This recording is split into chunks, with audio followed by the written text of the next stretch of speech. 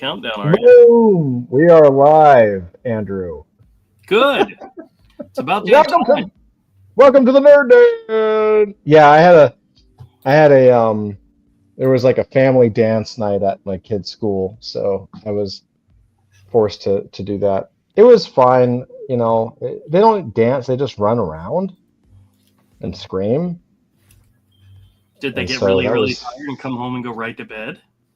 um no. Then you did it wrong.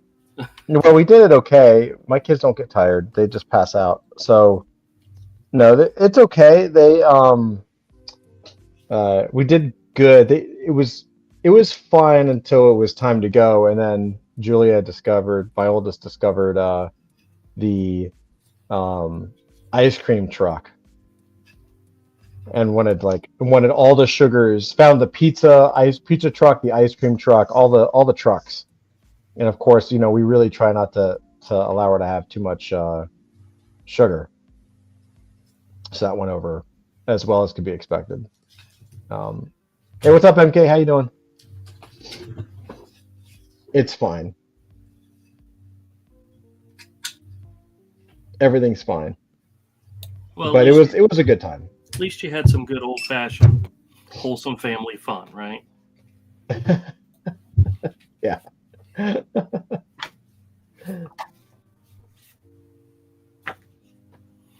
Oh, guess who I chit-chatted with recently online? Who's that? Our friend, Rich Bernatovich. His birthday was earlier this week. Oh, nice. Yeah, come to find out that he ruptured 3 vertebrae in his back and was unable to walk for over 6 months. Are you kidding me? No. Whoa. And of course, I don't know any of this crap because I'm not on Facebook and reading people's updates and Yeah. so forth. But turns out Yeah. he's doing really good. And his sister moved to Florida, which means he'll be visiting Florida more often. And I'm like, dude, you have got to let me know when you're here.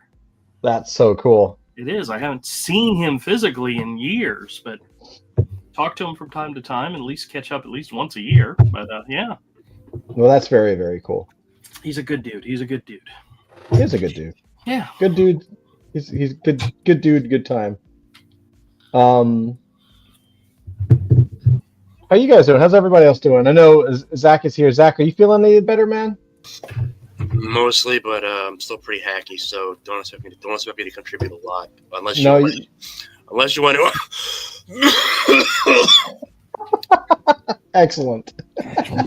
So in other words, Zach is going to be quiet and just Enough. let me talk the entire time. That works for me.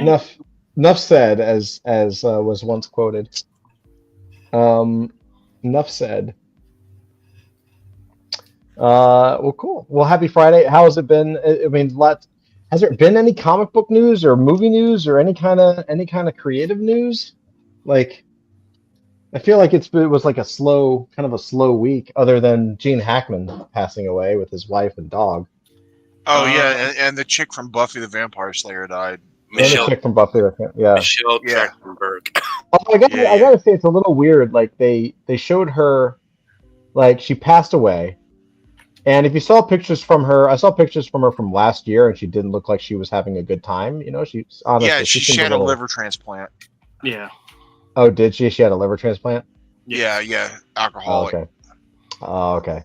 And then she didn't look like she was having a good time. But then they always show the pictures of her when she's like smoking hot or whatever, like her 20s Oh, or yeah. something. Like you're like, oh, she died. Which I was like, yeah, but you're showing a picture that's like 18 years old. Like, okay. I mean, I guess if that's what people want to remember, that's what people want to remember. Yeah. But I was like, all right. I don't know anything about her. I don't remember her at all from anything. Well, the other thing she was famous for was not Gilmore Girls, Gossip Girls. Gossip Girls? which I never watched Gossip You were a Girls. big fan, yeah. Yeah, No. I never watched Gossip Girls, and I never I watched saw her in European. Euro Vacation's funny. Yeah. Yeah. That's the movie I saw when I realized, oh, she's grown up. Oh, okay. Fair enough.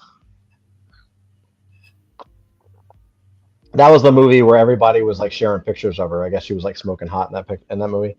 Yeah.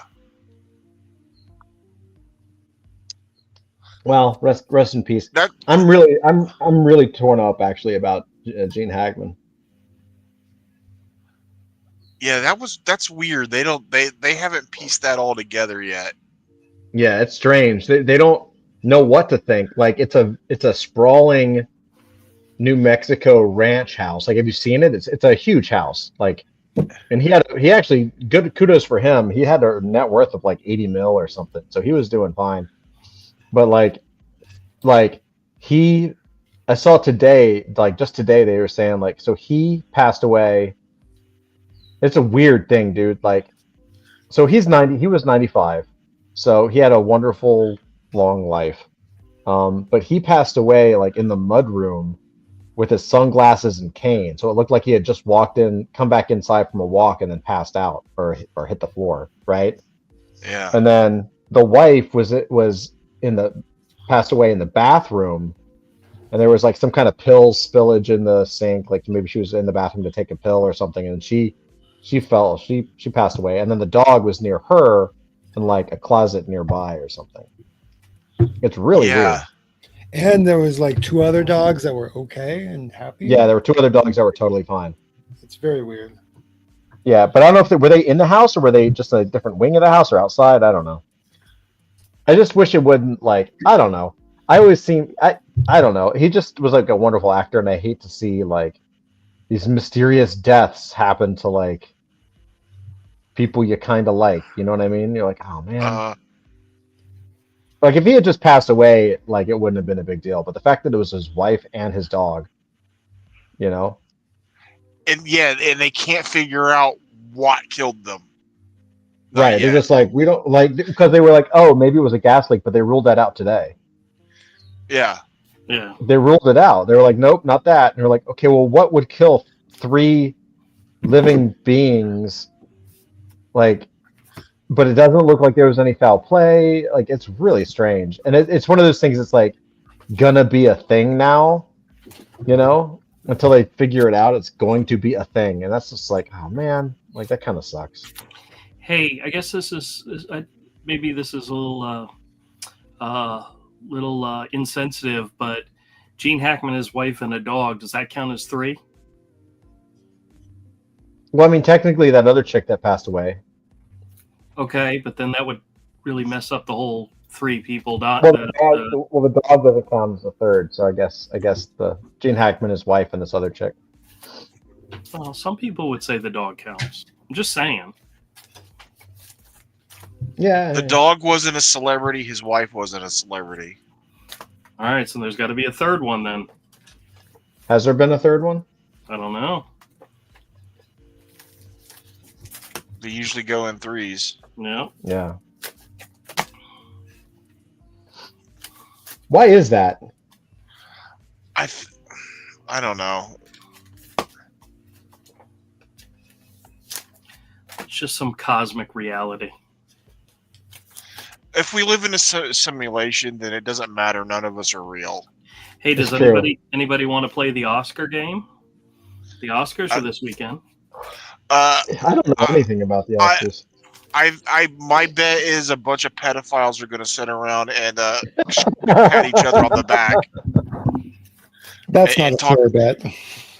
And talk about how great each other are, you know, what good people they are. Well, I will say this, and I'll try and say this before I start hacking again. There was never a better Lex Luthor than Gene Hackman. No one did it better. Not Michael Rosenbaum. Yeah. Not Jesse Eisenberg. Not Kevin Spacey. And not Nicholas Hoult when he gets his chance. I'm sorry, but to me, Gene Hackman is Lex Luthor. Gene Hackman. Not only is he Lex Luthor, he was also the brilliant guy, the imaginary friend, hero in Cloak and Dagger. yeah, but I like Jesse Eisenberg's Lex Luthor. He just never got a chance to make it great. They only gave him 1 movie. He needed at least 2 more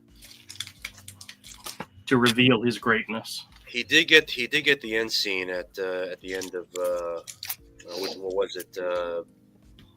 Dawn of Justice or whatever it was. Batman v Superman. Yes.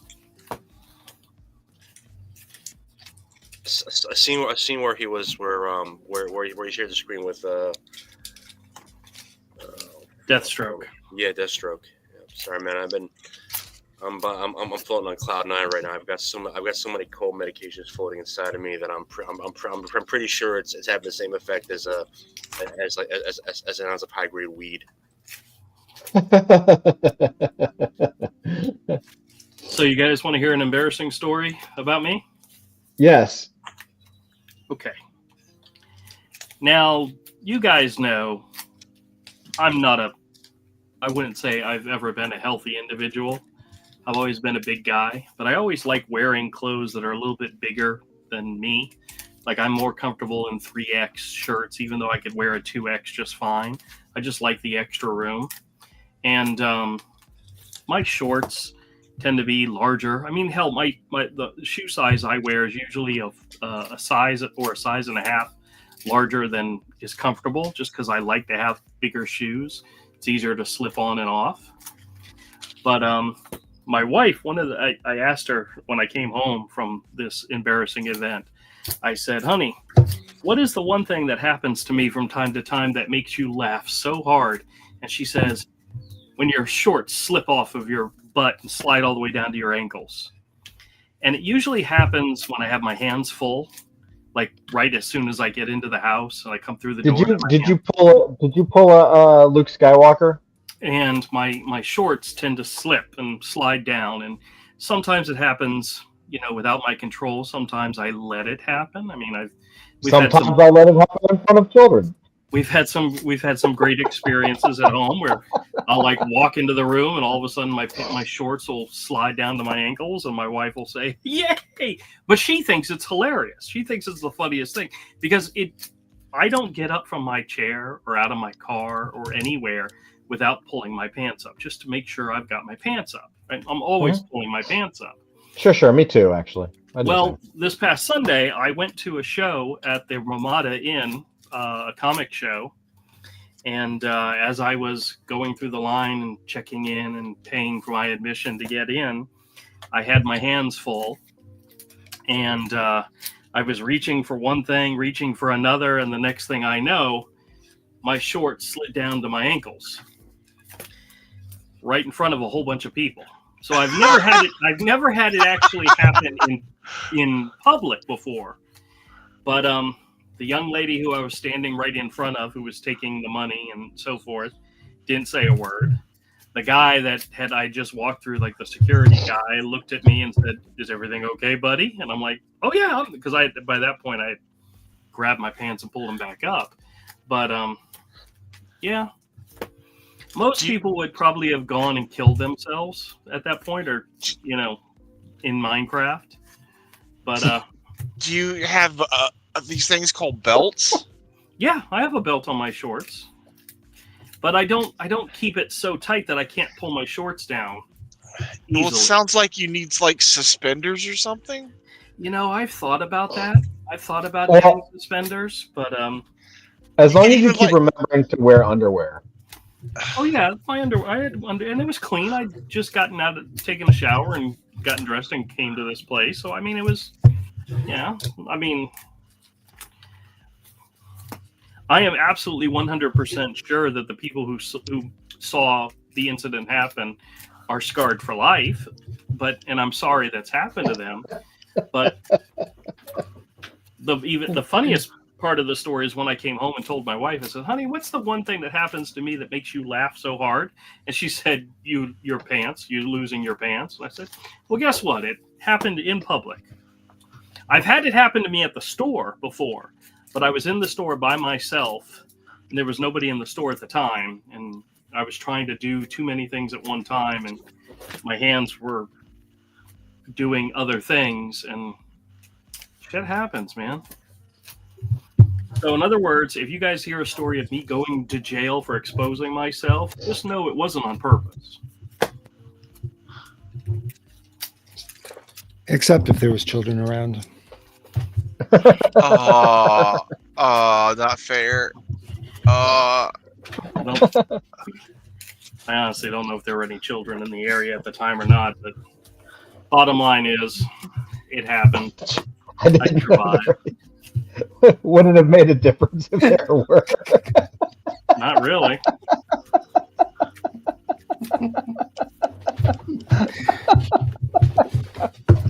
Guys, it wasn't like they did it on purpose, you know? Yeah. No, I mean that's what I hear all those types of people say. Yeah, I know. It was an accident. It is until it wasn't an accident. It is pretty funny. That is pretty funny. Yeah. What books are you over there like messing with, buddy?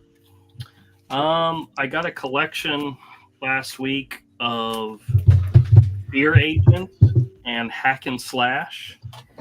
Oh, cool. And I just got my order of bags and boards in, so my wife is frantically putting together bags and boards for me, and I am putting them in bags and boards and Can we see some of them? them. Wait, can we see some of them? Have you never read the comic Fear Agent? Well, I would love to see the covers. Sure. And I haven't read. I've read a little bit of. I read the first couple of issues of Fear Agent. I never finished the series. Yeah, what's so funny is the only issue in the entire series that's actually worth anything is issue number 1, but like there's a lot of fun issues. Like this is issue number 6. Well, you remind me what it was about again. I did read the first couple of issues, but I don't really remember what it was about. I've only read like one issue so far. It was like issue number 2. It's about a guy from Texas, and he's a fear agent, or he used to be a fear agent at the beginning of the story. And I'm not really sure what a fear agent is. But in the second issue, which is the one I read, he goes to a planet, and he's supposed to like be an exterminator of some type. And it's a lot of space adventuring, you know. There's lots of tentacle monsters and stuff like that, and you know, it's Rick Remender wrote it. Tony Moore was the original artist on the series, and Tony Moore was famous for starting and helping to create The Walking Dead. And so this was, I don't think this one ever did anything in the realm of The Walking Dead, but, you know. And another person that did art on it eventually was what is his name? Jerome Pena. Oh yeah, pretty good artist, but he was like doing his best to look just like Tony Moore. So it's a little distracting because he's a much better artist than what he did on this series. So, and then of course Hack Slash is he had like 2 whole runs. There was an Image Comics run and a Dark Horse run, or no, not Dark Horse, Devil's Due Publishing, and he had both runs, but he didn't have the one shot, Hack and Slash one shot, which was the one that's worth the most because it's their first appearance. But you got that's cool. Jenny Frison alternate cover, and I mean a lot of these covers they're like fun, you know, serial killer. This would be a good series to have like references to movies, like they did with Stray Dogs, where there was all the horror movie references. This series would have been great for that, but I don't know if they ever did anything like that. But this one is kind of a little bit of a classic, kind of going off the Janet. Oh Jackson. yeah. Let's see, is there another one that's actually good? Yeah, some of these later ones, like, I mean, they weren't good at all. This is like really bad, but whatever. This is a cute one. I like this one. That one's a good one. But I think a lot of this series was people like the covers, and that's what sold the book for them. And of course, then you have Bomb Queen meets Hack Slash. Oh yeah. You know, there was only one reason to buy that book, right? TNA.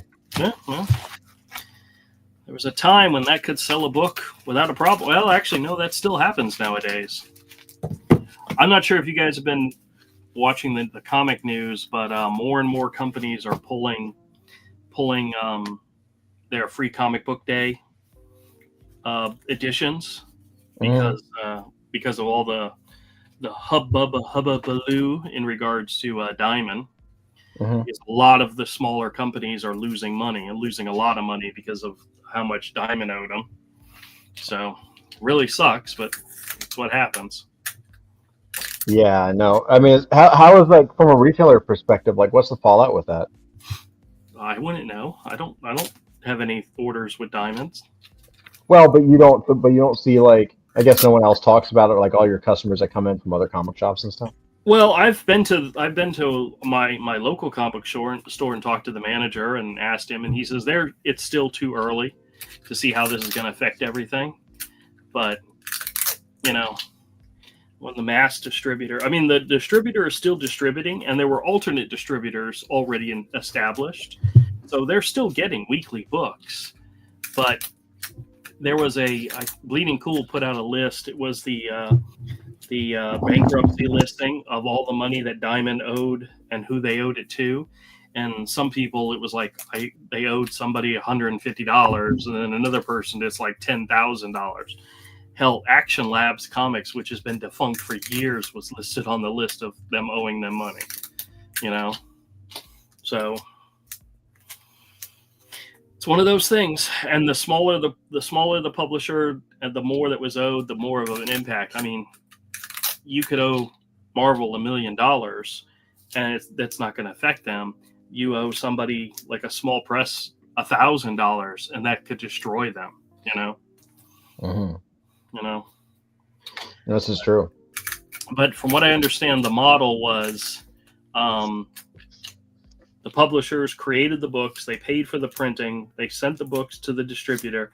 The distributor then in turn solicited the books, took orders, mailed out the orders, received money from the retailers, and then in the end paid the actual comic book publishers. So the comic book publishers were always the very last people to get any of the money in this. And that's who is getting screwed, are all the publishers, or the ones that they owed money to. Huh.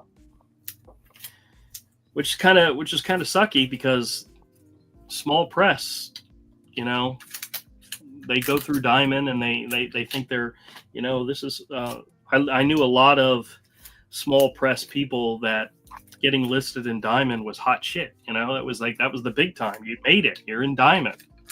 Right. And then to get screwed, that's just sad. It's sad. Shocking, the comic book industry screws people over. Well, if only people could have seen this coming. Oh, well, wait, this entire industry's full of that. Yeah, it is, and it has been for many, many, many years. Like always. Here's the deal. It's publishing in general. Here's the deal about dealing with publishers. Any publisher of anything, they're probably going to fuck you over. It's what they do. Record labels are the same way. Yeah. Yep. Well, actually, no. You know what? I really do need to correct that trail of where the money goes. It usually goes to the publisher of the comic, and then it goes to the creators. The creators are the very last people to get paid. And they're the ones who get screwed the most when money isn't paid back. Yep. Pretty standard stuff. It's what they it's that way. Yep. It's sad, but it is true. In other words, don't screw your people over if you can. But a lot of these publishers didn't have control over this. This is the distributor screwing everybody else. Mm-hmm.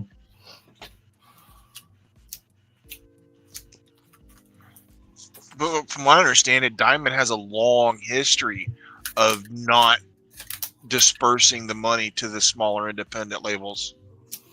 Definitely not in any type of timely manner, Yeah, it's something they've been doing for a long time. Yeah. Ah, well. 'Tis the industry that we live in. Yeah. Now it's time for you guys to do something better. To do better.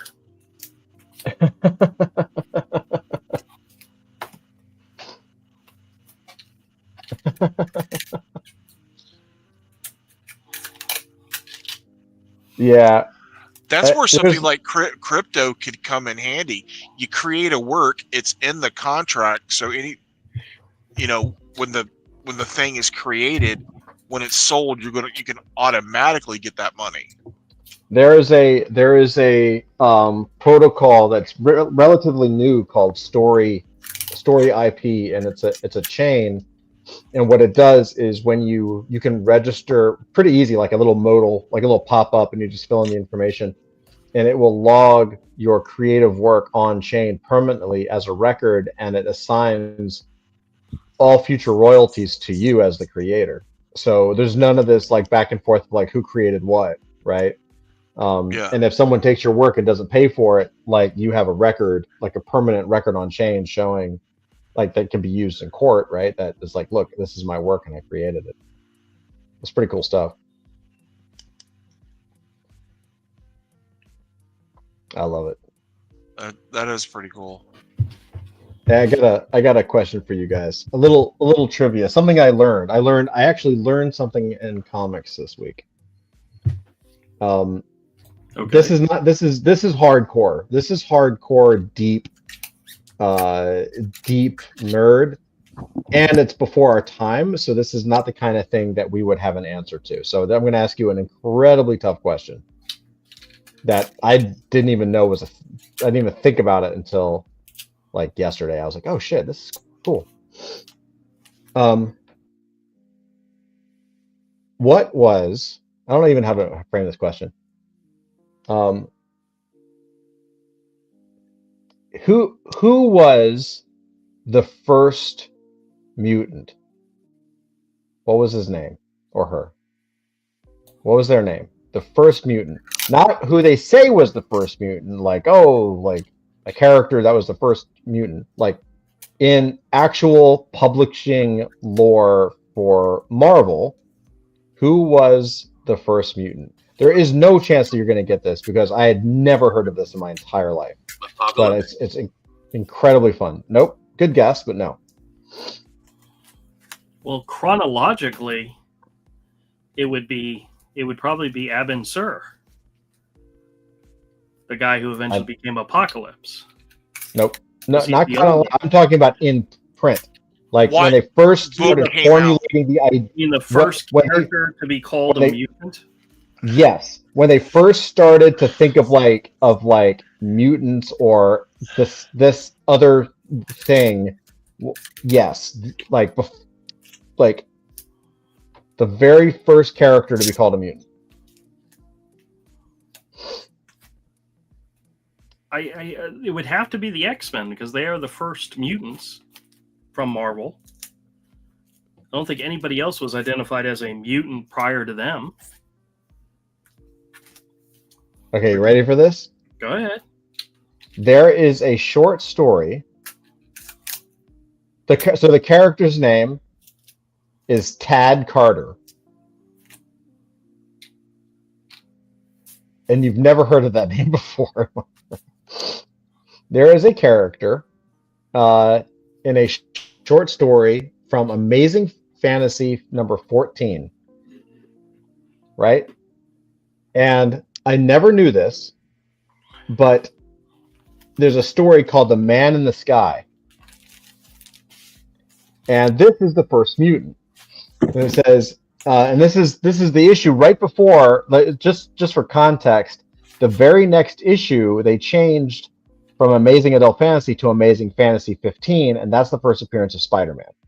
So this is the issue right before the first appearance of Spider-Man. Now, I do think that Fantastic Four must have just come out, because Fantastic Four was the first Marvel superhero book. Fantastic Four came out, I believe, before Amazing Spider-Man. I could be wrong.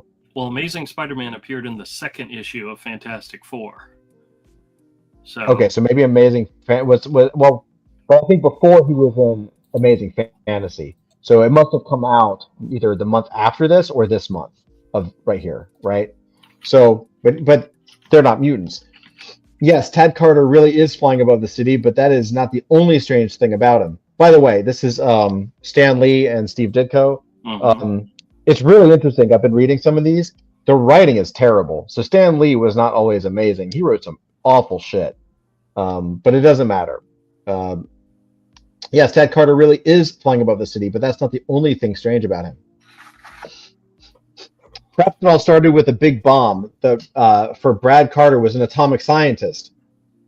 During his years of research, his body absorbed small doses of radiation every day, not enough to harm him, but enough to affect his infant son, Tad.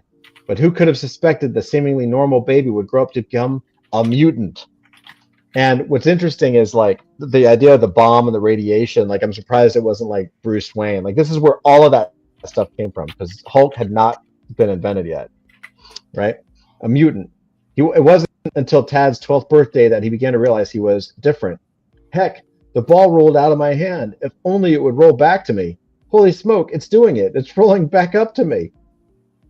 But the simple incident was soon forgotten, and then a few years later, I can't answer the test question. Too bad I can't read Mr. Filbert's mind. He's got all the answers. What's happening? The answers are appearing in my brain. I can see all of them clearly. I actually am reading Filbert's mind. And then as the years rolled by, it happened more and more frequently until college.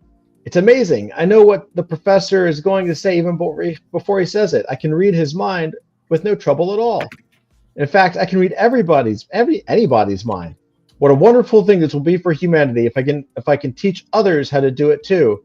I've got to try. I've got to give this gift to mankind. But Tad Carter was soon to learn that mankind was not yet ready for such a gift. Look, I'll prove it. I'll prove I can read minds. You're thinking of breaking your date with Lois Brown tonight. It's true. You little sneak. What right do you have to go poking around in our brains? Don't let go. I only wanted to help you. I can also show you how to move things by the power of thought alone. Holy smoke, this guy's a menace.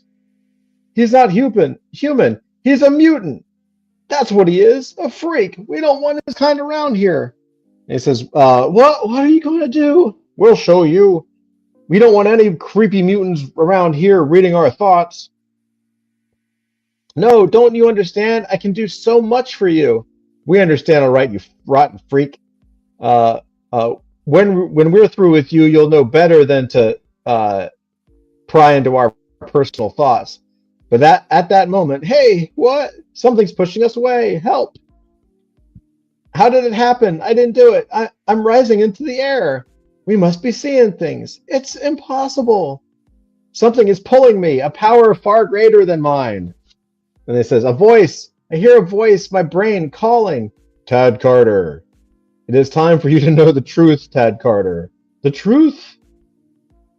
You are not alone. There are many of us, many mutants, as mankind calls us. Mutants who have powers that human beings never dreamed of, such as the power to make you fly, though we are far away. We are the next great stage of the development of man. We are the telepaths, the teleporters, the mind readers. We are the future. But why are you hidden? Why do you not reveal yourselves? Because people fear those who are different, and humans try to destroy those for whom they fear, just as they tried to destroy you. But we can do so much for mankind. We can lead humanity to a new golden era. Why can't they understand? They are too savage, too primitive to understand. But we will bring you to us now, and you will wait with us. We shall wait together until the world is ready to welcome us. We shall wait in hiding until that fateful day when mankind comes of age. Like, I love it. It has the seed of X-Men, the Incredible Hulk, like everything. Like, that is not Professor X in his head, but it's literally someone who is a telepath that can communicate with other mutants. And it's literally the Professor Xavier like call, you know? Isn't that cool? Oh yeah. Like, it has nothing to do with anything in continuity, but it was like Stan Lee writing down something. He was like, oh, that's interesting, and he just carried it to the next issue with Amazing Fantasy 15 with Spider-Man. the college kid who doesn't fit in and is called a freak and all that kind of stuff. Like, and it's just a short story, right? Spider-Man wasn't a mutant. Right. Oh, so you know, the Fantastic Four first appeared in November of 1961. Amazing Fantasy 15, which is the first Spider-Man, was August of 62, almost a year later. A year later. Okay. And Amazing Spider-Man #1 was March of 63. Right.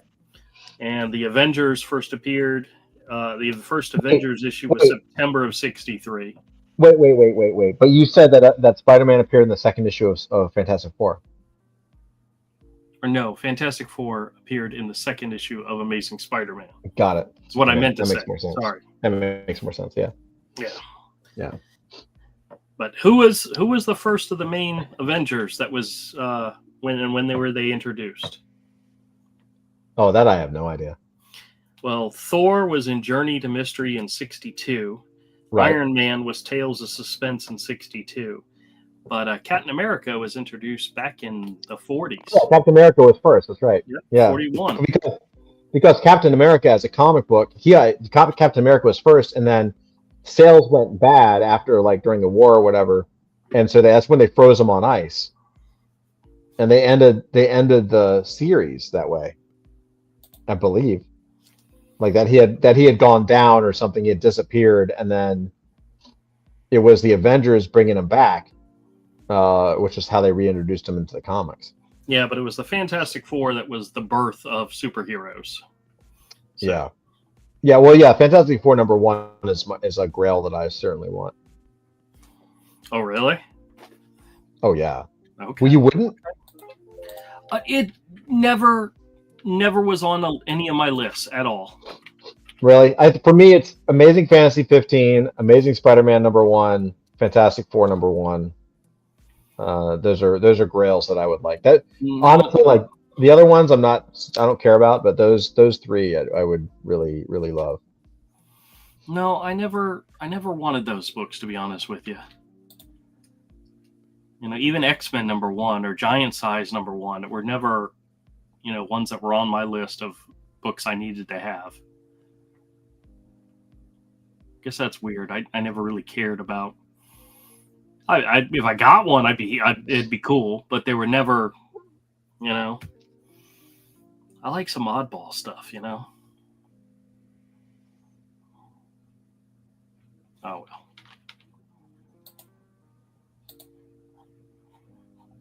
Yeah. Well, wait. What's your grail? What's your other? It had originally been G.I. Joe #2. Oh, right. I have that now. And then it was, there was a couple, like the entire 6 issues of Long Shot were also on my grail. Yeah, those are grails. And I've already got those too, so. Yeah, your grails are pretty easy, I think. Well, no, they're not easy. They're just, they're just not 40 grand, for easy, a 1.0 copy, I think. Yeah. I have a buddy who's trying to do an Amazing Spider-Man run, and he came this close to getting a graded Amazing Fantasy 15. He came very, very close to getting one without paying a whole bunch of money. He was going to trade for it. He offered the guy like 200 different slab books for it. Oh. And the guy did not take it. He'd rather have cash. Yeah, my biggest miss was giving away. I think it was the second printing of Teenage Mutant Ninja Turtles #1, but it was like a cherry. It was like a mint condition thing, and I traded it for Fantastic Four #3, but that one had a chip out of the cover.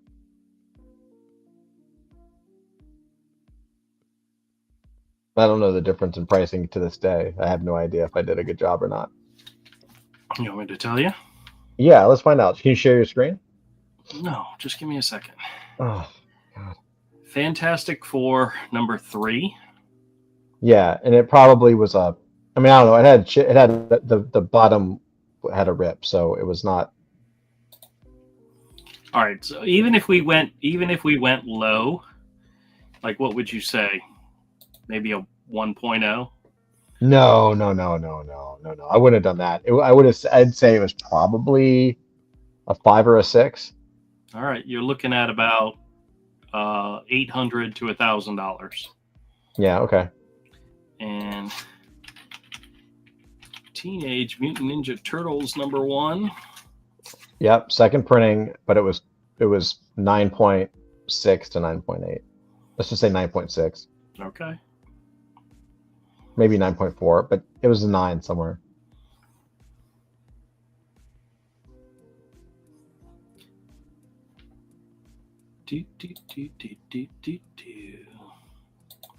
Let's see. Second print. Let's see. Oh, there's been so many editions. Okay. A 9.4 ungraded is about almost $4,000. So, yeah. If it was graded a 9.6, it'd be closer to 7. Yeah. So. Yeah, I kind of figured that was kind of what I had expected. You have chosen poorly. It's all right.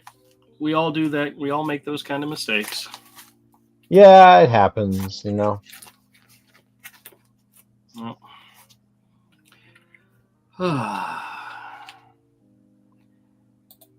But what are you gonna do? I had a guy come into the store and he traded in some, and I bought some comics. Well, here's a funny story. He comes in and he's got a stack of about 50 comics. We actually counted them out. And I knew there was something of potential value in there. I didn't know how much, but there was one particular issue that I knew was the first appearance of a character and could be worth a decent chunk.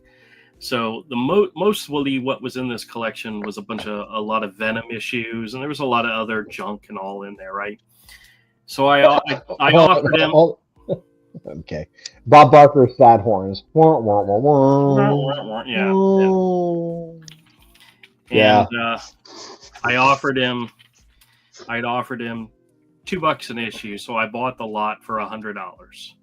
Okay, for 50 comics. Now that one comic turns out it was Venom #9, which is the first appearance of Dylan Brock, Eddie Brock's son. Okay. And a 9.4 ungraded, guides for about $90. Okay. So graded, it could be worth a couple of hundred, but it's his first appearance, and he's gone on to be Kid Venom and gotten pretty popular. So his first appearance is actually worth something. Well, then the guy brought in some more comics, and in this collection of comics, there was like maybe 60 or so, and I was like, okay, it's not, there was a lot more Venoms and Spawns and stuff like that, and I made him an offer and he took it, and it ended up being like $1 an issue or something or whatnot. Well, then he brought me another stack, and it was some Venoms and a couple others, and then a bunch of no-name crap. And I'm like, okay. I said, you got 60 books here, so I'll offer you $30. He goes, wait a minute, you offered me $2 a piece last time I brought you Venoms. And I said, well, that's because there was something worth it in there. This is just not. And he was trying to get me to do $2 an issue. And I'm like, that's not the way this works. That's no. He was just buying it for $1 and then selling it to you for $2. Right. That's what he was trying to do. And then when I offered him only 50 cents, he was like, that I don't even break even. I said, well, then that's because you bought a bunch of junk. Did you really tell him that? I mean, it's the truth.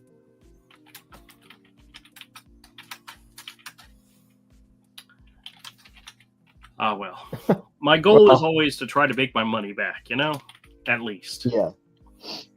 How close are you? With what? Making Stuff your money like back? it's all. Well, remember that collection of 17 boxes that I bought recently? Yes. I paid $400 for the boxes. Mm-hmm. So far, I have inventoried 2,881 comics from that collection. Uh-huh. I have sold 495 of them, Excellent. meaning I still have 2,300 comics still in my inventory.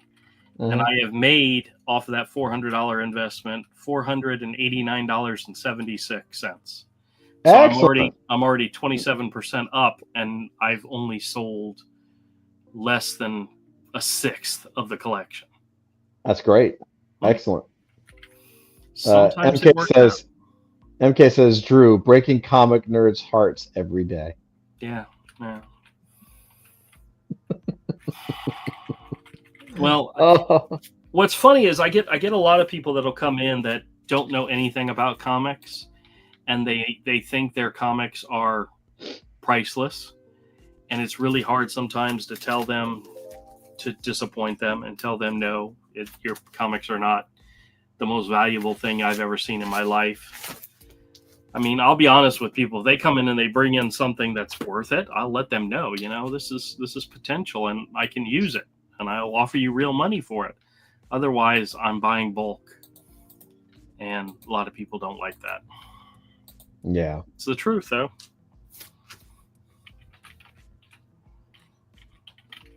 Yeah. No, I understand, man. I understand. You do a pretty good job. I rail on you, but you do a good job. No, I try. Hey, did you see? You got the text message of those 3 comics I picked up for you, right? I don't know if I did actually. The classic X-Men with the Mike Mignola covers. I did. Yeah, those look great. This one, the one with Rogue, I'm fairly certain I don't think I've had it before, which means you probably don't have it. Hold it up. This one? Yeah, I don't have that one. Okay, now these 2 I think you may already have. This one. That one I may have. And then there's the other one that I do not have. I don't think. Really? Okay. I don't think, but I think I think that other one I have. Yeah, the Rogue one I don't think you do. So yeah. I'm glad what else, yeah, show us some more stuff. I want to see some new comics tonight. I don't think I really have any new stuff to show. You've got a bin of like 27,000 comics behind you. I do, but it's not. It's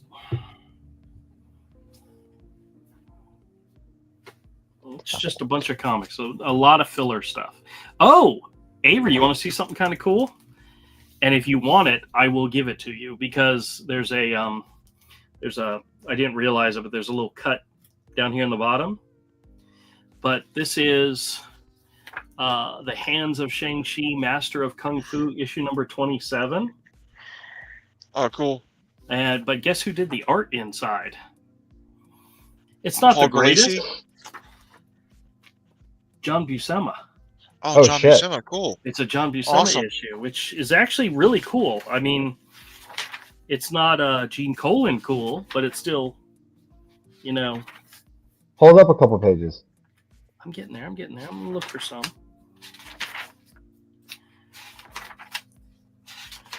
There's got to be like a splash page or something in here. There's a lot of advertisements. There's a lot of advertisements. Yeah, I am. I am flipping through the whole book. There's a lot of advertisements in here from back in the day. There wasn't any splash page. It's the closest I could get to a splash page. Oh, those are cool pretty pages. good. Yeah, that looks pretty cool. It's pretty stuff. Look at his women. He drew some killer women, man. Did he do the cover? I don't. If he His did, women always look mean. Here's the first page. The second page, he's kicking a communications thing on Tower. the top of a building. It's really good, man. That is really good. Yeah, it's good stuff. It's good stuff. But yeah, that just kind of screamed Avery. Let's see. Anything else over here? Yeah, just throw it in the pile. Yeah, of course. Let's see.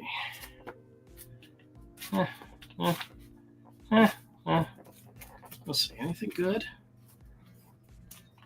I did pick up some new comics this week. What'd you pick up? I will show you. Hold on. I'm grabbing them and pulling them out. All right, let's see what we got here.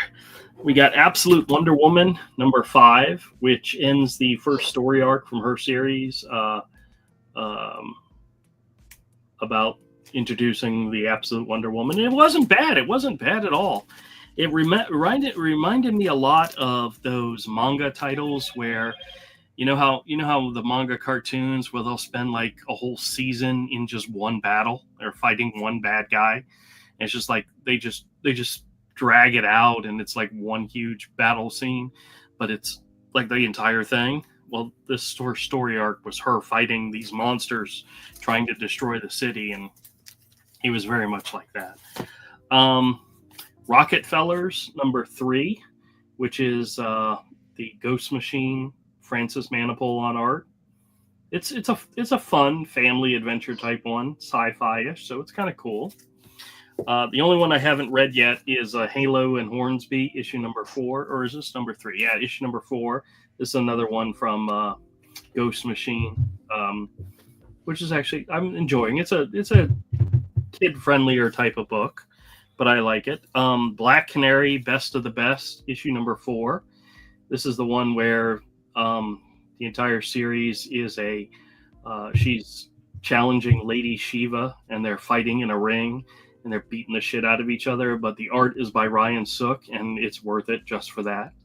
It is written by Tom King, so there's a lot of drowning on exposition, but it's very pretty art, and that was worth buying it. Justice League Unlimited, written by he who should not be named, but it's got Dan Mora on art, and actually this book is actually a lot of fun. This is issue #4, and I'm still in. That art book's great. I love Dan Mora, man. What else I did? I thought I had more. What did I do? What's the name of the Dan Mora book? There's a lot of Dan Mora books. He does art on everything. The one that you just picked, the Batman one. Justice League Unlimited. And these are ones I picked up, and I literally paid cover price for these. $4.99, $3.99, $3.99, $4.99, $4.99. I literally paid cover price for them. Frickin' A. You know they got to be good if I'm willing to pay cover price for them. Or a sucker. Yeah, I know. But no, but I know Dan Mora. I don't know how that guy draws so much. Yeah, I did tell you that in the collection I bought, the 17 boxes, there were a couple of blank sketch covers that actually somebody did drawings on. Oh. And I don't know who this artist is, but I mean, this is a Batman black and white, had a Batman drawing on it. Oh, I know who that. Why do I know? I know that artwork. It says JH. That's really good. But every time I look up JH, it brings up JH Williams.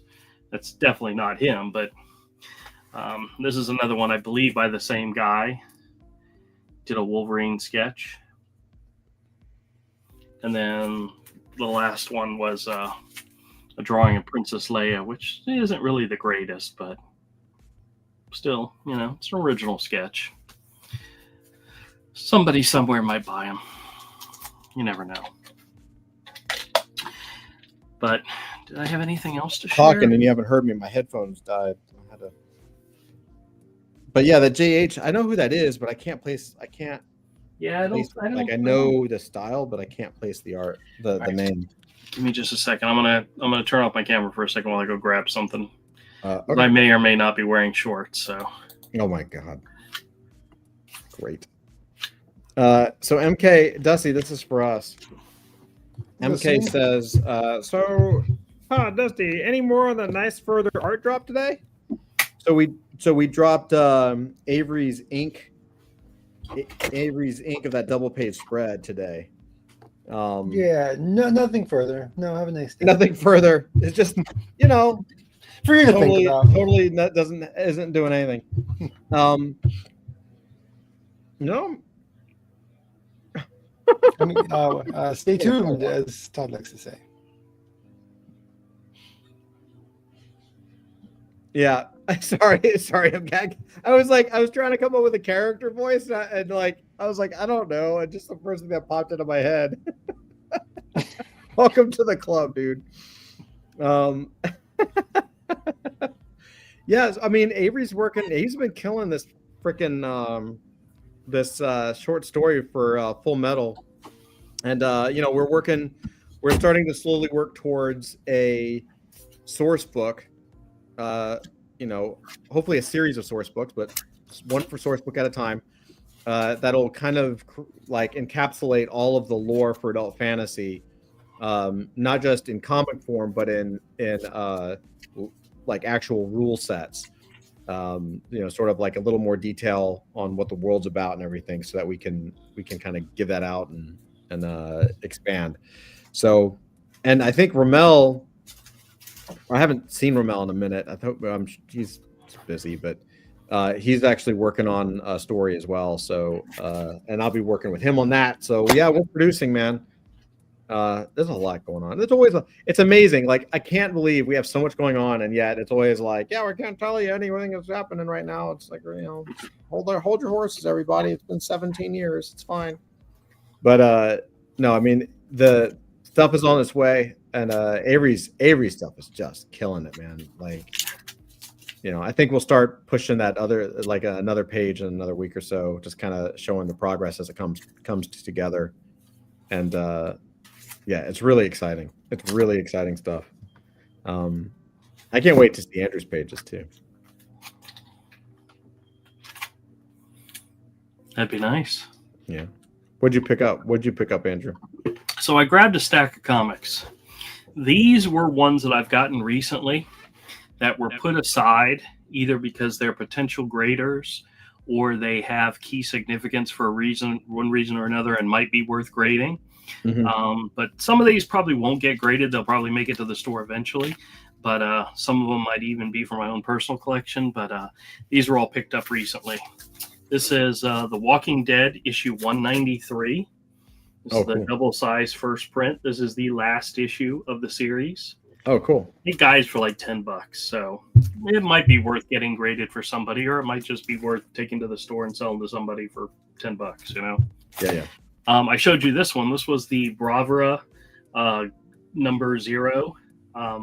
This one, actually, I looked up the value. It's only maybe a $5 book, but because it's signed by Stephen Grand, it might actually be worth a little bit more, so it's worth holding on to. Mm-hmm. This one, I showed you guys last week. I put this one aside for me. Yeah. This is New Warriors number 1, the second print. Yeah, that's one of your favorite books, right? Yep. This is Spider-Man issue number 8. Is that Brian Otley, his run? No. This is, I think Mark Bagley was on this one. Okay. But this is the second appearance of the new Spider-Boy. Issue 7 was his first appearance. Issue 8's his second appearance. It may or may not be worth anything in the long run. Who knows? This is Beauty number 1 from Image Comics. This is the Jenny Frison alternate edition. It's got like $10, $15, so it might be worth maybe doing something with. This is something that I found that I have a copy for Todd as well as for Avery if he wants it. But in my recent trip to the show, hitting the dollar bins, I found Tribe number 1. Oh, signed by the guy Todd whatever and Larry Stroman. Oh, hell yeah. I got 1, 2, no way, 3, no way, 4, what, 5, 6 copies. Dude, that's cool. For $1 a piece. Now, they don't have certificates or anything with them, but what's so funny is 3 of them were signed with like this really thick gold Sharpie, and then these 3 were signed with like a really thin gold Sharpie. I like that thick Sharpie's dope. Dude. Yeah, so I mean, there was a 7th one that I put back because the number of comics I picked was odd, so I put one back. But somebody paid money for these at some point, and I picked them up for $1 a piece. Yeah, I'll take one. I mean, I'm sure I still have my copy of Tribe, but I'll take a signed one. I love a signed one. I honestly have copies in the quarter bin at my store. I have so many of them. So, so good though. But signed copies? I mean, come on. You're not going to get it signed by either of them like that ever again. So, Hack and Slash number 1. This is the ongoing series from Devil's Due. This is $10, $15 book. It's not the first appearance. The first appearance is like a $70 book, which I didn't have, but this is a good one to hold on to. Somebody traded in Absolute Wonder Woman number 1, which right now, of the 3 titles, Batman guides for about $20. Wonder Woman guides for about 10, and Superman is cover price. So that just shows you which are the most popular ones. But I do have a copy of Absolute Wonder Woman #1, but when I bought it, I bought the blank sketch version, thinking that I might do a sketch on it and sell it in my store at one point. So I never had this copy, but this is the cover A copy. So Fear Agent #1, which has it has an homage to a famous painting. Can you tell which painting? Oh, Frazetta, right? It's a Frazetta one, yep. Yeah. Mockingbird issue #6. This is the infamous Ask Me About My Feminist Agenda cover. Yeah. It's worth a couple of bucks. Paper Girls #1. I actually have 2 copies of this. Fantastic Four 144. I don't remember the exact reason why this one was important, but I put it aside. It might have some value. This is Amazing Spider-Man #9, part of the Spider-Verse crossover. It's the second appearance of Spider-Gwen. Is that Coipel? Yes, Yeah, that's good. it is. Yeah, he's good. Issues, let's see, this is issues 5, 4, 6, 3, and 3 of Those the are cool Vengeance the Vengeance series. This was the first issue, I believe, was the first appearance of America, but these all have, they're worth 10, 12 bucks a piece. I don't know exactly why, but this is just a random issue of Rocky and Bullwinkle. It's just a really good copy. It's one of the 15 centers. So this is a John Constantine issue #1. It was the alternate cover 1 in 15 variant, so it's probably worth $10 or whatever. Nowhere Men #1. There was 3 or 4 printings of this. Issue #1's a $20 book. I don't know anybody who's into this series, but because it's an issue #1, it's got some value. The first Geiger issue is a good one. Now this one is probably going to be part of my own personal collection. This is Green #1. Yeah. Turns out there was a silver foil edition where the title was in silver, and a gold one. This is only worth maybe $5. But because it's black, it's very hard to get in a high grade, because whenever there's shipping on the spine, it's really easy to see. This one is gorgeous. And turns out there are very, very few of these graded, so I may get it graded just to see what it comes back. You never know. Oh, interesting. Detective Comics 384 or 347 and 348. 347 is the first appearance of Stephanie Brown. I love those books. Those Matt Wagner covers. Yeah. God. First appearance of the Spoiler. So I like the character Spoiler. I don't remember what the significance of this was. Detective Batman 475, but it's an early. Oh, yeah.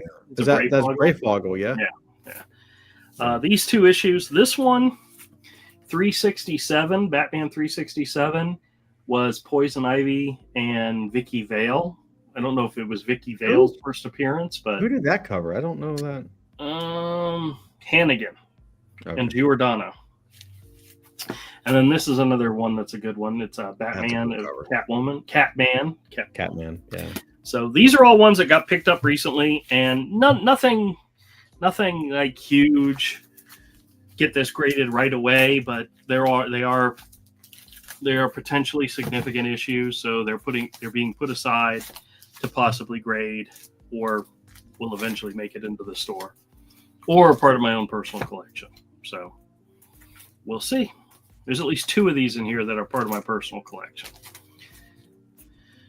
which means they'll get graded when I get around to it. All right, that's it. Awesome. Well, you disappeared. Yeah, I did. That's because I'm standing up again. No, don't stand up again. Oh, I have to. I need to get more. I need to get more tea for a second. I'll be right back too. Well, I'll wait till you, Andrew. Can you step in for a sec? When you step back in. Anyway. Tea. What? Have you had a chance to read any more of that Hellboy? So, we sent Dusty Hellboy the first library edition volume. I'm very grateful you didn't just ask. Have you had a chance to read the new updates to the updated update document? You're never gonna let that go, dude. I almost lost my shit. I Not know so you much. did. That was really I've- funny, actually. Yeah, great. I read the first 2 books or chapters, or I don't know what you call it. First 2 sections. So, Yeah. yeah. Yeah, but I it's love it, really man. good I so love- far. I'm I gonna love try to breaking do you like 2 into more it, this man. weekend. Yeah, Mignola's like a. I mean, he's obviously a legend, but he's also like artistically, he's just like so good. He's kind of impossible to beat. You know. Oh yeah, like I was telling you guys, I don't know if I've said it on air or whatever. The art is really amazing, and like the absence of, I guess it's the absence of detail, shadow, right? Like there's things that are in the shadow that it's just a blob, but you can make sense of what it is. Yeah. I don't know how to say it. Yeah, it's just masterwork. It's like he's able to suggest things without drawing them, right? Like Yeah. he can have a character that where all you see is like the head, an arm, and like a knee, and yet you know the character's crouching forward and like Yes. against a brick wall. You're like, jeez, God. Yeah. Okay. Yeah, it's pretty crazy. Yeah, it's pretty nuts. Well, good, man. That's really cool. I can't wait for to hear more about it. Yeah, it's a really good book so far. Oh yeah, Andrew, can I pass the mic to you for just a minute? I'm going to go grab a tea. Sure. What do you want me to talk about? Anything? Comics. You know, it's Pop so culture. funny. What movies are you looking forward to? Well, I did see Captain America, the new Oh, Captain shit. There you America go. movie, which Yeah, was talk about that actually one. I'll be right I back. actually enjoyed it. It was a lot of fun. One of the things that I thought was, and I hate to say it, I actually paid attention to it. One of the things they never did in the movie, and you would assume that being Disney and Marvel being woke companies, that at some point in the movie they would reference the fact, that he was a black man. This is like, you're the first black man to be Captain America or whatever. They never referred to his race through the entire movie. Not once.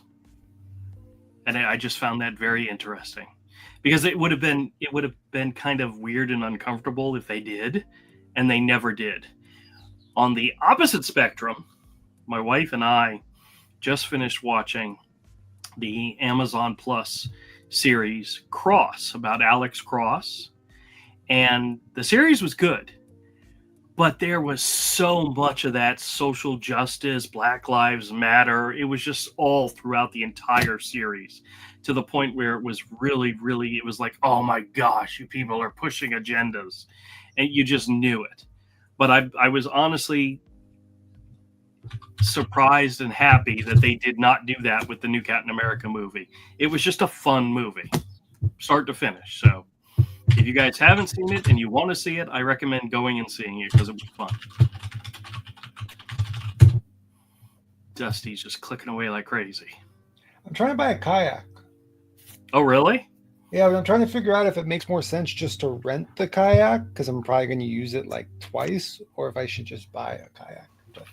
Speaking as a actual kayak owner, if you're just gonna use it twice, rent it. Okay. But if you're gonna buy it, it depends on what you're buying it for. To go in the water in it. All right, then. Well, then there's. I mean, if you Do you have a place to store it if you did buy it? too. That's a problem too. Yeah, I'm trying to figure that out. All right. It sounds like you know the answer to this question. Yeah. But why rent when you can own? If I wasn't constantly hacking up half my lungs every time I spoke, I'd be out on my kayak tomorrow going after redfish and trying to get away from Daytona Beach, which is currently overrun with bikers. That sounds adventurous. Bikers are cool. Yeah, it's fun for the first couple of days. Then it gets old. The traffic, the noise gets old real fast. But you know what?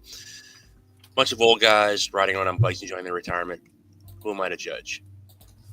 Besides, Bike Week is you've never really lived until you've seen like a topless 20-something bar girl like being paid to flog a 50-year-old biker with with an actual whip in public on his ass. Oh wow! Although to be fair, he's fully clothed, so I don't know how much he's feeling it. But yeah, shots of vodka in between shots of Metamucil. That Sounds like a doesn't crazy sound place. fun at all.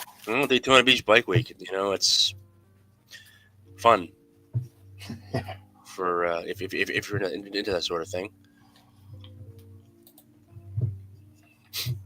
But I don't know. I don't know how. Anyway, like I was saying, how about? But you mentioned movies. I don't know, man. I wanted to ask you guys something. So Amazon just bought the full creative, basically paid off and got full creative control For James Bond? And I think I mentioned it last week. Yeah, we've talked about it a couple of times. Oh, and then what about it? Then forget about it. Yeah, because you were the first person to tell me about it, and so Yeah, if never I mind. know it, then yeah, you've talked about it already. I've been rewatching a lot of old movies. Nothing really new coming out that I want to see. I haven't even seen Gladiator 2 yet. I actually do want to see that, but Well, if you're in desperate need of a nap, I'd say curl up and watch it. yeah, I don't know. I guess I'm at the point in my life right now where there's nothing out that where there's something I really, really want to see, and there's nothing that really appeals to me. That's the thing. I mean, that was the thing. That's the great thing about being, in your 20s, and then it's no matter everything was interesting. At least it was to me. I would go. Well, everything's made for you. Yeah, that's the thing. And now it's like, I've seen this movie before. It had different characters and better acting, and it was made 20 years ago. That sort of thing. And I know. I like to piss and moan about how everything's political nowadays. I mean, that's just kind of how I'm wired. But honestly, I think a lot of this stuff, is just it's just bad quality, But then again, I'm pretty sure when back in 1995, when I was an 18-year-old whippersnapper, there were plenty of guys my age pissing and moaning about how much better things were back in the 70s. When we had real music like Led Zeppelin, and you can see real movies like the French Connection. May Gene Hackman rest in peace. And if you go back to if you go back to the 1970s, same thing. People talk about how much better it was in the 50s. So I guess one of the privileges of getting older is basically being able to talk crap and not being called out on it because they figure you're old and crotchety. No, when I was in my 20s and 30s and stuff, and younger, I still appreciated a lot of older stuff, older movies, and there was value there. Yeah. I will say this. As much as I love the original, David Lynch's Dune, because I went to high school with a kid named Dirk, who was he loved that movie, especially because the Sci-Fi Channel, when it first came out in the 90s, they actually did several times a year. They would broadcast the director's version, the full 4.5-hour epic. It had all the cutscenes and the prologue and the epilogue. No, there was not epilogue. And and he would literally go into his room, black out all the windows, and cover himself and the TV with a cloth, and just sit there and watch it 4 hours straight. You know, obviously there were commercial breaks, but because this was the '90s. But I will say though that Denis Villeneuve, the French guy, the French Canadian guy who directed the updated version, it's better. All right, it's definitely. I mean, there are things about it that I don't like. There are changes that they made that I can quibble about. Like the way they totally redid the character of Cheney. But I think just on a feel on a sense of how the movie feels, I guess compared to the book, that was better than the David Lynch version, except for the soundtrack. The soundtrack. I can't even make it through the second version. The second thing I do, it knocks me out. It's boring as shit. Wait, which is this? The new Dune, it's boring as hell, dude. I could Really? I haven't seen the second movie. To be fair, I haven't seen. I can't make it through it. Well, I fall asleep every time. It's boring as shit. I think These actors are they're boring. They're all boring people. the problem I think is that this is going to sound terrible, but I think it would have been better off as a trilogy because that book is just not only massive, it's really dense, and there was enough in there for 3 full movies. I'm surprised that the money people who were running the studios didn't jump at that because they took some major liberties with the text. I mean, in the book, the events that happened in the second movie, Isn't there a third movie coming? that I know the third movie is going to be based on the second book in the trilogy. I think Children of Dune. Okay. But the original book, Dune, the very first book, I think that there was enough in there for 3 movies. I think. I mean, there was enough in there for like a 7-hour miniseries back in the '90s, which was actually pretty good. Although the effects haven't really aged very well. But the thing is that the second movie, the events that happened in the second movie, in the movie they're depicted as happening over like the span of like a year, whereas in the novel they take place over like 5 or 6 years. Not only that, Paul has a child by Cheney, who's murdered by the Sardaukar, and then he has another child who goes on to become God Emperor of the Universe. Spoiler alert. Also, Cheney doesn't run off to become like a desert girl boss as she does in the movie. She stays on and basically is his concubine. And I mean, yeah, the sexual politics of Dune are like a big part of it, and I think that probably made a lot of the people making the movie nervous because of modern day feminism and whatnot. But aside from that, I think they got a lot of it right as far as the book goes. And yes, it is a little bit talky and a little bit boring, but you know what? So is the book. So take it what you will. I mean, so yeah, that's one new thing that I think is an improvement over the olds. I'm just waiting. I'm just waiting for someone to like finally bite the bullet and reboot Star Wars right from the beginning. New cast. Although they'll probably fuck it up because that's what people do nowadays. Like I said.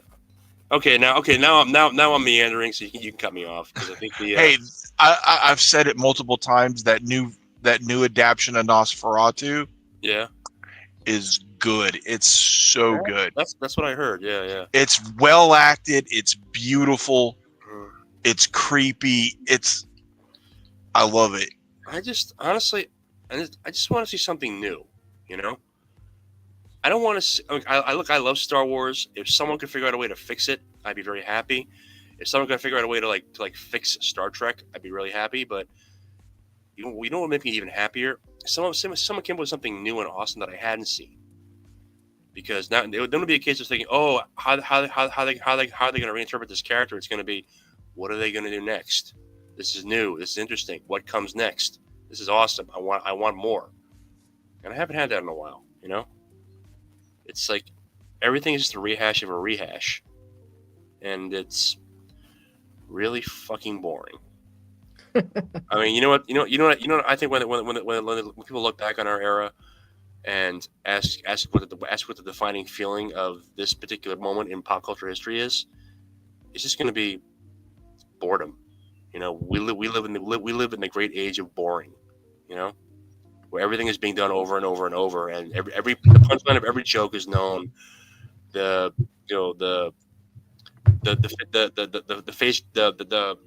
the hand behind the curtain is always seen, and nothing ever surprises you.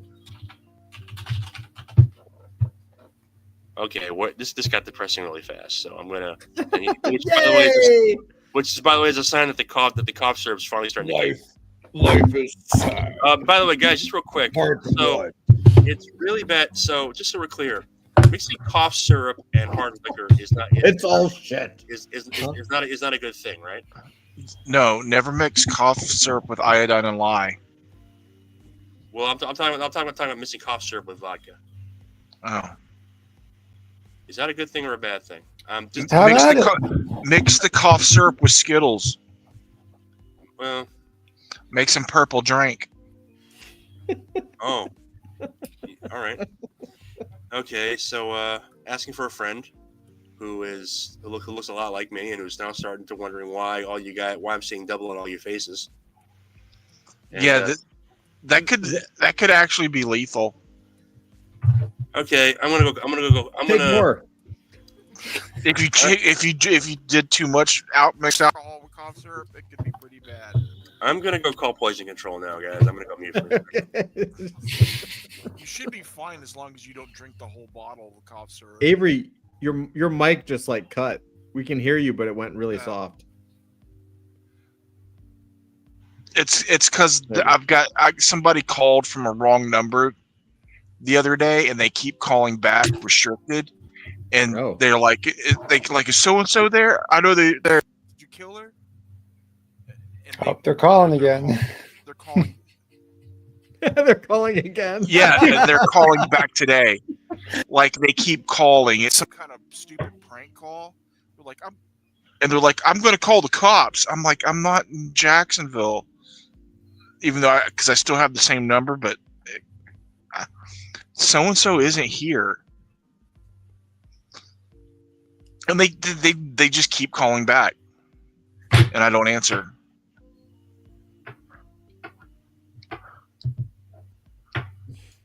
They just want. It's like I've never had a crank caller call this much. Usually they call you like once and that's it.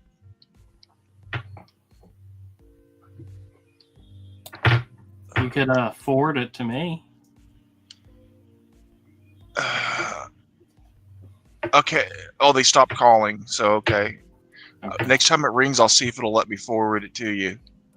And you can record it and put it on your YouTube channel.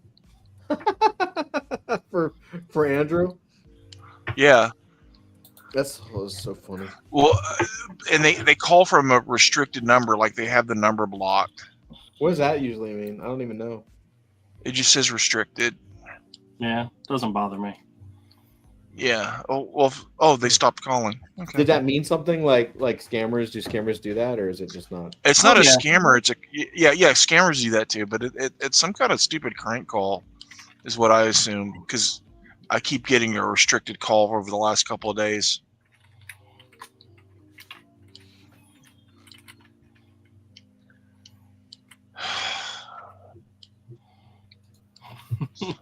They're bizarre. Yeah. Oh,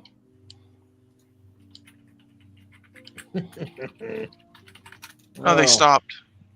If they called again, I'd see if I could forward it to you, man. Well, so All right, what's going on? I feel like there's are there any movies coming out that are worth it?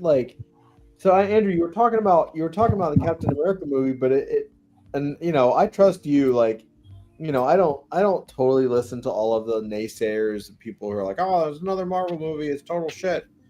But it didn't do that well at the box office, so no, it did pretty good from what I understand. Yeah, you're listening to the naysayers in the news. I'm trying not to. I don't know much. It had an 80% drop from Friday to the following Monday. I don't know what that means. Monday. Yeah, they're looking for excuses to make it sound like it did horrible, but no, it's on track to do really, really well. So. Oh, good. Yeah. Oh, MK says it's still doing okay. Good. Yeah. We need it to do well. I like that David Mackey, the actor. This is his name, right? David Mackey, whatever. The guy that plays Captain America. He's really a good actor. I like him a lot. I still think that Captain America might have been a better action movie if the executives had made Winter Soldier Captain America. I think that would have been like way more action packed, like, you know. All right, do you want me to spoil something? You want me to Anthony spoil Mackie. something from the movie? Huh? Want me to spoil something from the movie?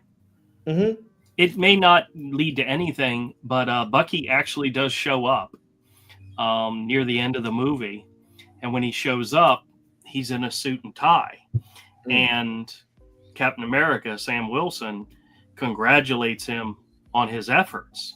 Turns out he's like running for Senate or something, and he's on the campaign trail. Oh, weird. Yeah.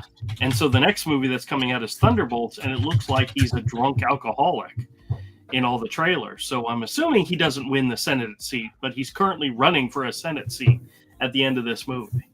That's really interesting. Yeah. I like the Winter Soldier character. I mean, I like him in the comics, obviously, but I like the actor that plays him too. Like, I like that vibe. Yeah. Just yeah.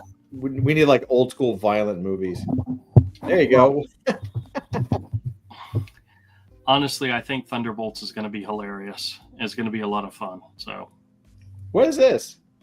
Something MK's working on. I'm not sure. He sends it to me. Okay. Hey, yeah, That was pretty cool. Like AI is going to be doing this Hey, for us soon. Hey, Andrew, I'll second that. I actually want to see Thunderbolts. He's doing the arms. yeah, it looks like it's going to be fun. So,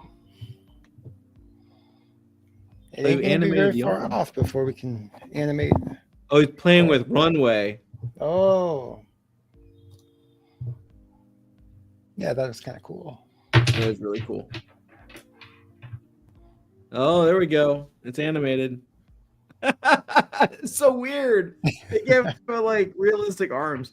That's really cool. That's really, really cool. that looks like a clip from an interview where he's just talking to the camera. So MK says he blew 100 free credits, so now I got to go pay. That's awesome, man. What was that, Andrew? It looked like a clip from an interview where he's just talking to the camera. Yeah.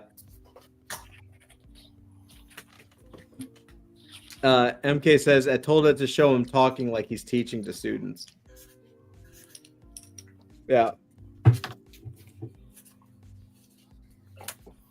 Now, does the head in the middle of his chest, does the mouth move? I just saw the arms move. I didn't see anything else. I was looking at the arms. I think it was just the arms right now. Okay. Yeah. Yeah, I'm so excited about what's happening with AI. Like, we were just talking last night about in our little lore games thing about we're moving forward. MK says I tried, failed, ran out of money. Dude, it was awesome.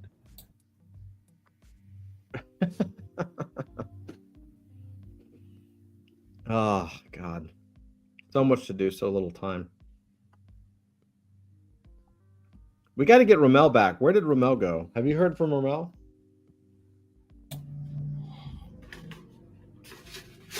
Doesn't know. I gotta ping him. We need to meet our diversity quota. We got his birthday's coming up. That's right. He's March. Yep.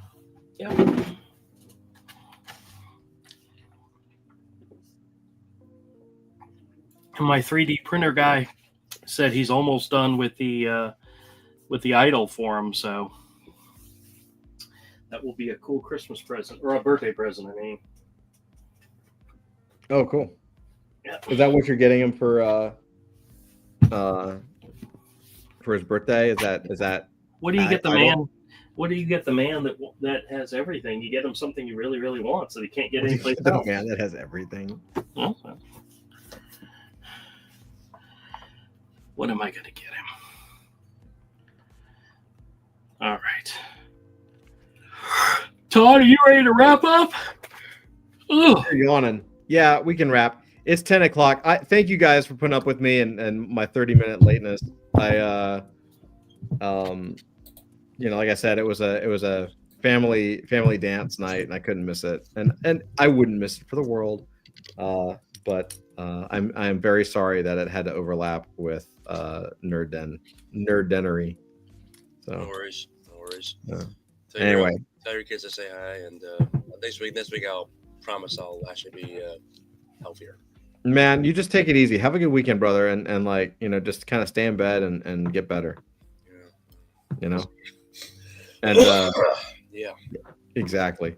And anyway, happy Friday, everybody. Yeah. Love you all. MK, thank you so much for showing up. And MK, that thing is awesome, dude. Like, I hate to say spend money, but keep it up. I don't know. It was pretty cool, dude.